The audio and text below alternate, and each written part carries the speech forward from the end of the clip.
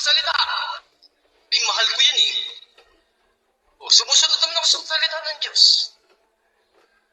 Pero paano mo ay papakita na may pagpapahalaga ka sa iyong kapwa? May pagmamahal ka sa iyong kapwa? No?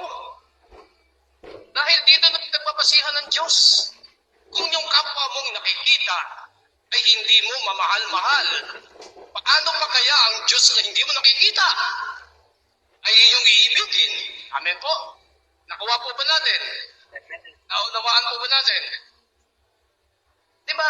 Malaking logical. Logic lang minsan talaga eh. No?